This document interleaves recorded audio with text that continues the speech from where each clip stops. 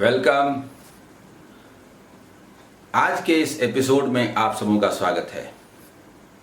Episode तो रोज होते हैं और आगे भी होते रहेंगे, लेकिन ये एपिसोड एक माइलस्टोन एपिसोड है। वीडियोस का नंबर टुवर्ड्स 500 है, लेकिन आज अभी और इसी वक्त सब्सक्राइबर की संख्या 50,000 पहुंच गई है और टोटल व्यूज 50 लाख। ये डबल अचीवमेंट है और इसके लिए मैं आप सबों को बधाई देता हूं। इससे इस बात का पता चलता है कि जिन सुदूर क्षेत्रों तक और जिन नीडी लोगों तक इस अभियान को पहुंचना था, वहां पहुंचने में यह एक हद तक सफल रहा है। मैं चाहता हूं कि आगे आने वाले दिनों में अधिक से अधिक लोग इससे लाभान्वित हों। तो इसी के साथ हम लोग आज के अपने इस अभियान की शुरुआत करते हैं। आज का जो एपिसोड है वो मिसलेनियस क्वेश्चंस का एपिसोड है। बार बार मैं ये कहना चाहता हूं, यह एपिसोड हालांकि बैंक ऑफ बड़ौदा पीओ जो लास्ट संडे 27 मई 2017 को संपन्न हुआ, उसी में आया हुआ मेमोरी बेस्ड ये क्वेश्चंस हैं। लेकिन क्या बैंक पीओ और क्या दूसरे एग्जाम एसएससी सीजीएल के लिए ये उतना ही इंपॉर्टेंट है? ये तीनों ही बड़े खूबसूरत क्वेश्चन हैं। ये तीनों क्वेश्चन ये भी बताते हैं कि कॉन्सेप्ट तो कभी नहीं बदलता, लेकिन क्वेश्चन के पैटर्न को थोड़ा इस तरह से चेंज किया जाता है ताकि आपकी एबिलिटी की जांच हो सके। और सचमुच हर क्वेश्चन में कुछ न कुछ किया गया है। यानी अगर आपने सब कुछ समझा है और चैप्टर पर आपका कमांड है तो कोई प्रॉब्लम होने वाला नहीं है। और अगर रटे रटाए 2-4 मामलों में 2-4 डायरेक्शन में 2-4 तरह के क्वेश्चन पढ़े हैं तो प्रॉब्लम होना तो निश्चित है। इसलिए आइए, आप मेरे स्टूडेंट्स हैं, आपने तो पूरे चैप्टर को ठीक से समझा है, आप इसे एंजॉय करेंगे। आइए, फर्स्ट जो क्वेश्चन है वह टाइम एंड वर्क का है। क्वेश्चन 3 है, लेकिन मैं तरह तरह से बात करूंगा ताकि मैं सिर्फ क्वेश्चन सॉल्व ना करूं, आपको सॉल्व करने लायक बनने में मदद करूं। A contractor undertook to complete a project in 90 days and he employed 60 men on it. After 60 days, he found that 3/4 of the work has already been completed. How many men should be discharged? यही changed है, so that the project may completed on time. The project may be completed on the time. May completed be on time. अक्सर होता था कि अधिक लोगों की जरूरत पड़ती थी तो कितने मेन को बुलाया जाए तो काम सही समय पर खत्म हो, ऐसा क्वेश्चन होता था। इसमें पूछा गया नहीं, ज्यादा लोग काम करने लगे थे ना, काम को पहले खत्म नहीं करना है, टाइम पर खत्म करना है। कुछ लोगों को हटा देते हैं, कितने को हटाएं, ये सवाल है। इसे 2 मेथड से मैं बनाऊंगा। आइए देखते हैं। इसका मैप मैं पहले खींच देता हूं कि ये मैप क्या है। फर्स्ट क्वेश्चन का मैप क्या है? This is a work, AB is a work, 90 days का प्रोजेक्ट है, 60 मेन एम्प्लॉय किए जाते हैं और 60 डेज तक वो काम करते हैं। अब कितने लोगों को हटा दिया जाए कि वर्क कंप्लीट हो जाए? 3/4 वर्क हो चुका है, ये दिया हुआ है, यानी कि रेस्ट वर्क बाकी है।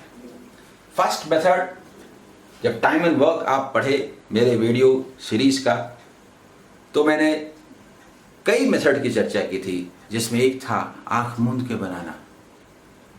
फॉर्मूला था उसे मैं यूज नहीं करता, छोड़ देता हूं।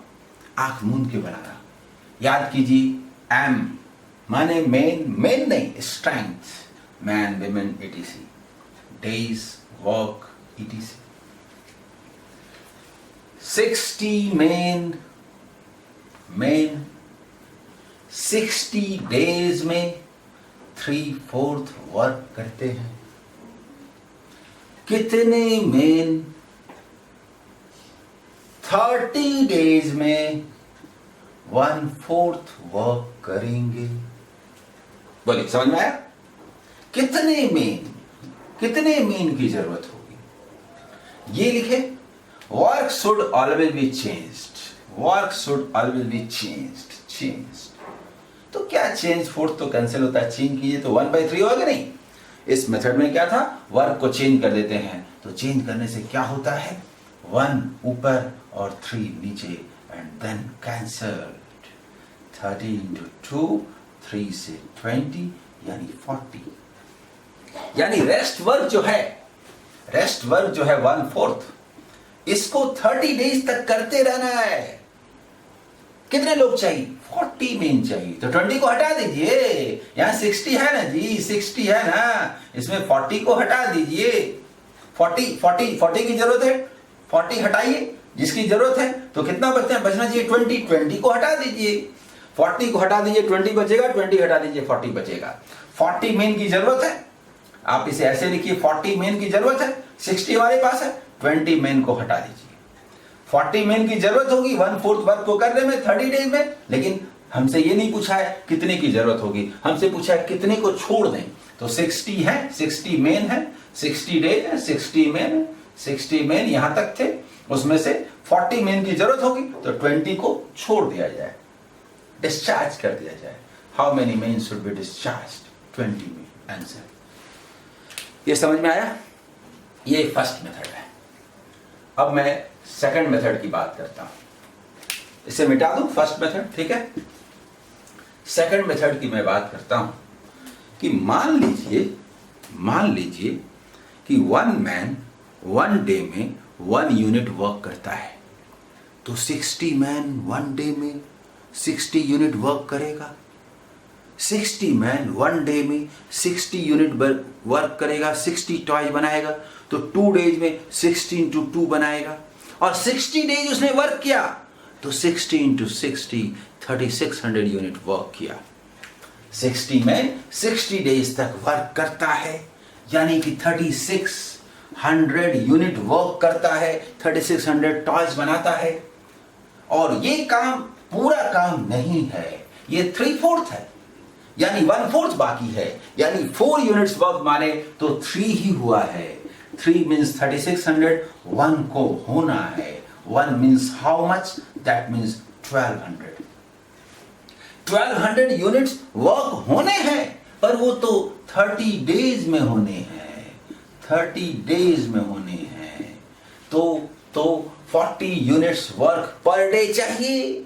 हम तो जानते हैं पर डे 1 यूनिट वर्क करने के लिए 1 मैन चाहिए, तो 40 यूनिट वर्क करने के लिए 40 मैन चाहिए। हमारे पास 60 है, 20 मैन को हटा दीजिए, आंसर। ये second method and the best method. फिर भी दोनों तरीका ठीक है, और आप जिस मेथड से चाहे सॉल्व कर सकते हैं। बोलिए, ये आपको समझ में आया है नहीं? मेरे ख्याल से आ गया होगा, मिटा दूं इसे, ठीक है? सारे ही क्वेश्चन बहुत खूबसूरत हैं, एग्जाम के क्वेश्चन खूबसूरत होते ही हैं, डेटा एक दूसरे के लिए बने होते हैं, वो वाहियात नहीं होते, उनमें कुछ होता है। आइए, सेकंड क्वेश्चन एवरेज का क्वेश्चन है, बहुत सुंदर क्वेश्चन है। अगर आपने एवरेज को पढ़ा है, ठीक से समझा है, और आपने तो समझा ही है क्योंकि आप तो मेरे स्टूडेंट हैं, तो आंसर कैसे? ए स्टूडेंट फाइंड्स, मैं बढ़िया से एक्सप्लेन करूंगा, डिटेल, पहला एपिसोड होगा, उनको भी समझ में आएगा, जो एवरेज नहीं जानते उनको भी समझ में आएगा। आइए तो देखिए, a student finds the average of 10 2-digit number, 12, 13, 14, 18, 63, ये सब 2-digit नंबर। How many? 10, 10 ठो नंबर है, 10 2-digit number. While copying numbers by mistake, he writes one number with its digits interchanged. लिखना था 23, लिख दिए 32, like that. 23 का डिजिट बदल गया 32. लिखना था 32, लिख दिए 23. तो 32 लिख के जो निकालना था गलती से 23 लिख देंगे तो घटेगा कि नहीं, रिड्यूस होगा कि नहीं? तो yes, average is reduced with the digit interchange. As a result, his average is 1.8 less than the correct answer. What is the difference between the digits of the numbers in which he made mistake? सबसे पहले जैसे solve करना है exam hall में, हमारा कहना है कि लिखना था 53, लिख दिए 35. थोड़ा सुनिए, लिखना था 53, लिख दिए 35, तो कम हो गया ना? कितना कम हो गया? तो 53 में 35 घटाइए. जा, घट ही नहीं रहा है. कैसे घटाएं? याद कीजिए, बेसिक कैलकुलेशन.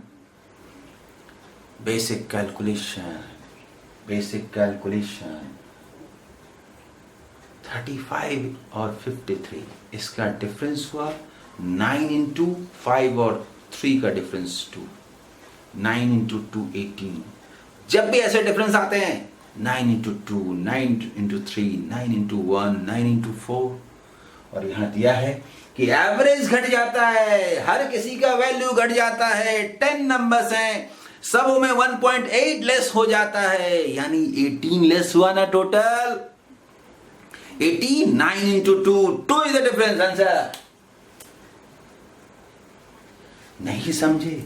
मान लीजिए कि 53 होगा और 35 लिख दिए, तो आप जानते हैं कि वो 2 इंटू 9 होता है या 9 इंटू 2 होता है. याद कीजिए, बेसिक कैलकुलेशन में मैंने बताया था डिफरेंस इज 2, 9 इंटू 2. कहीं भी मान लीजिए कि 95 है और उसे हमने 59 लिख दिया. ऑलवेज 9 इंटू डिफरेंस इज 4, ये होता है. और डिफरेंस अगर 18 है तो हमें मालूम है कि वो 2 इंटू 9 है, और 2 9 तो होता ही है, 2 है. अगर वो 53 है तो 35 है, अगर वो 64 है तो 46 है. Cap is 2. What is the difference? 2. Difference पूछा था, नंबर नहीं.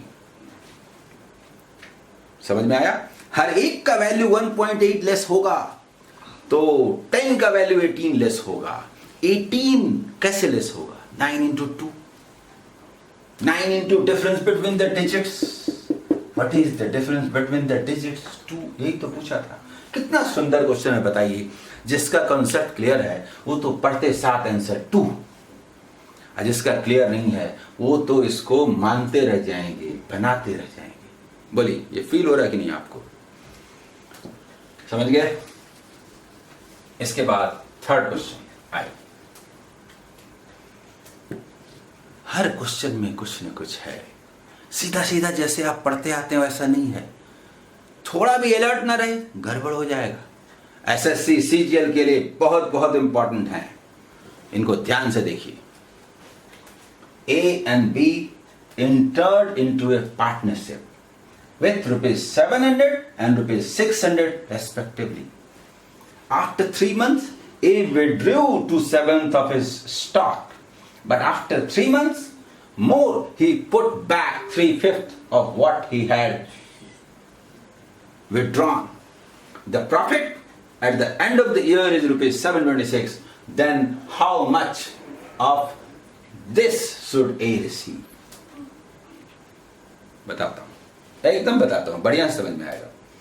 पार्टनरशिप का मूल मंत्र है, profits are distributed in the ratio of their investments. पूंजी के अनुपात में लाभ का वितरण होता है. Other condition should be the same. Other condition means time same नहीं है, बनाइए. 5,000 फॉर 2 months, 10,000 फॉर 1 month. 5,000 रुपया 2 महीने में उतना ही लाभ देगा, प्रॉफिट देगा, जितना कि 10,000 रुपया 1 महीने में देगा. पार्टनरशिप आप पढ़े, आपको पता है. तो सबको हम यूनिट में कन्वर्ट करते हैं. कई मंथ्स हो तो 1 month, एंड मैनी ईयर्स हो तो 1 year, कई डेज हो तो 1 day. हाँ, उसी में कुछ है. आइए बताता हूं. ए एंड बी है ना. देखिए, ये ए है, ये बी है. ओके, ये ए है, ये बी है. Third number question. ए ने 700 रुपीज लगाया, बी ने 600 रुपीज इन्वेस्ट किया और एक बिजनेस शुरू हुआ। मैं आपको बढ़िया से मैप बना के दिखाऊंगा। देखिए ये ए है, ये बी है, ओके। ए का 700 है और बी का 600 है और यहां से बिजनेस शुरू हुआ, ओके। 3 मंथ्स गुजरे थे कि कुछ कुछ होता है, बी का कुछ नहीं होता है, जो होता है वो ए का ही होता है। ए कुछ गड़बड़ करता है, बोलते हैं आप 1 मंथ के लिए हो जाइए ना। आफ्टर 3 मंथ्स ए कुछ गड़बड़ करता है तो बोलेंगे 3 मंथ्स तक तो 700 रहा ना, अब आपको जो गड़बड़ करना है कीजिए। हाँ, तो क्या गड़बड़ करता है आफ्टर 3 मंथ्स?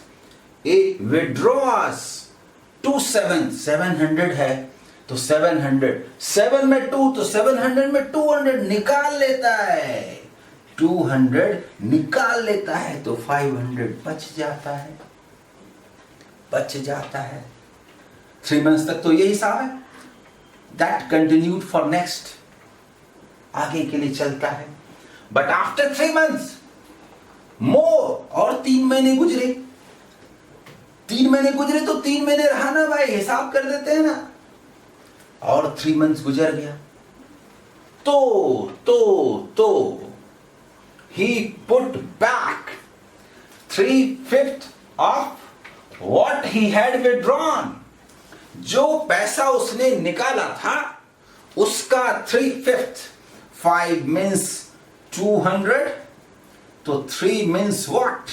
120 वो डाल देता है तो 500 प्लस 120 वो डाल देता है और 1 साल तक बिजनेस कुल मिला के चलता है। That's the map. यानी कि ये पैसा 6 मंथ्स रहता है। आया समझ में? ये कुछ नहीं करता तो ये पूरा 12 मंथ्स रहता है। This is the map. आप 100 के रूप में देखेंगे, बोलेंगे 700 फॉर 3 मंथ्स, देन 200 निकाल लिया तो 500 फॉर 3 मंथ्स, और फिर उसने जितना निकाला था उसका 3/5 यानी 120 डाल दिया, यानी 620 for next 6 month and this is for 12 months. That means for 1 month. Map clear हुआ? देखिए ये कैलकुलेशन जो है हंड्रेड्स के रूप में बोलिए। 7 into 3 2100 and 1500। 21 and 15 कितना हुआ? 3600 और 6 into 6 36 7200 और 6 into 120 7320। और ये तो है ही 600 into 12। बस यही रेशियो है। 12 से देखिए 3 से डिविजिबल है, 4 से डिविजिबल है, 12 से 12 6 जा बोले 72, 1 जा बोले ये 30 हुआ, ये 31 हुआ कि नहीं हुआ? 12 से 1 जा, ठीक है, समझ में आया? 12 से किए 6 जा बोले फिर 1 तो 60 इंटू ये क्या हुआ? 60 1:60।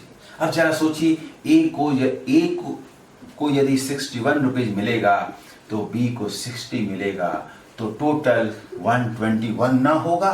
टोटल 121 ना हो के रुपीज 726 है। क्या 6 टाइम्स नहीं है? तो पूछा है ए का क्या है इंटू 6। आंसर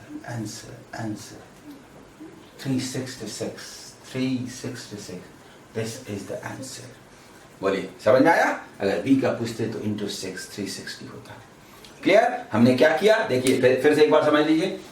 700 3 मंथ्स के लिए, उसके बाद 2 7 निकाल लिया तो 500 बचा, वो नेक्स्ट 3 मंथ्स के लिए, और जितना निकाला था ना 200 उसका 3/5 वापस कर दिया, 120 वापस कर दिया, 620 हो गया। That is for next 6 month. ये साल भर का हिसाब है और बी का पूरा पैसा साल भर रहता है।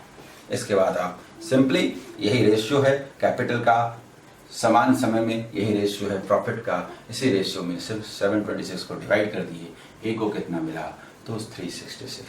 बोलिए ये सारे क्वेश्चंस कितने सुंदर थे। एसएससी सीजीएल में ऐसे ही क्वेश्चन आएंगे, किसी भी बैंक पीओ और बैंक क्लर्क के एग्जाम में ऐसे ही क्वेश्चन आएंगे। बार बार आप कमेंट कर रहे हैं आरआरबी के लिए योजना बनाइए, आईबीपीएस। ठीक है, प्लान में योजना बता दूंगा, लेकिन जहां तक पढ़ने का सवाल है, यही तो आरआरबी है, यही तो आईबीपीएस है, यही एसबीआई है, यही आईएएस का सीसैट भी है। मैं अलग से आईएएस सीसैट के लिए बताऊंगा कि मेरा सारा वीडियोस किस तरह से उसके लिए यूजफुल है। Okay, all the best.